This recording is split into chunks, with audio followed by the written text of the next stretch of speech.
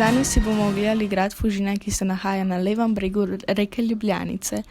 Posvetili se bomo zgodovini, poplavni ogroženosti in njegovi zgradbi in izgledu. Grad Fužine, prvotno mrzli studenec, so med letoma 1528 in 1557 zgradili člani ljubljanske meščanske družine Ksihelj.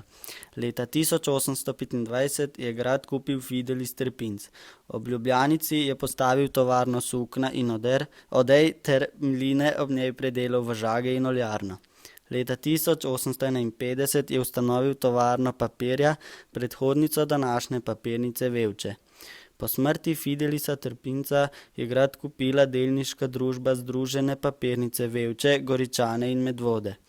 Med drugo svetovno vojno je v gradu bivala italijanska vojska in ga opustošila. Po letu 1945 je bil spremenjen v večstanovanjski objekt. Leta 1984 je bil grad oziroma grajski kompleks razglašen za kulturni spomenik in spomenik oblikovane narave.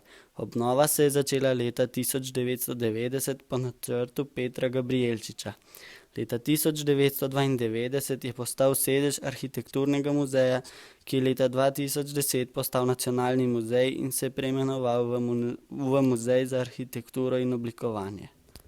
Elektrarna na reki Ljubljanici, ki je del kompleksa renesančnega gradu Fužine, je kot prva velika hidroelektrarna na izmenični tok na Slovenskem nastala med letoma 1896 in 1897 za potrebe papirnice Vevče.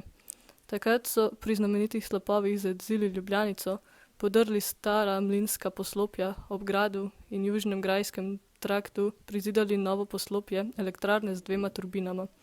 Med obema svetovnima vojnama so na nasprotnem bregu Ljubljanice zgradili še dodatno elektrarniško poslopje. Elektrarna še vedno deluje in je v lasti in upravljanju papirnice Vevče. Stranski produkt hidroelektrarne je, da se je poplavna ogroženost zmanjšala, ampak so s tem drastično posegli v okolje.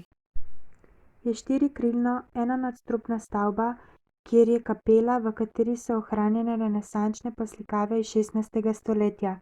Na severozahodni in vzhodni strani je park z urejenim ribnikom.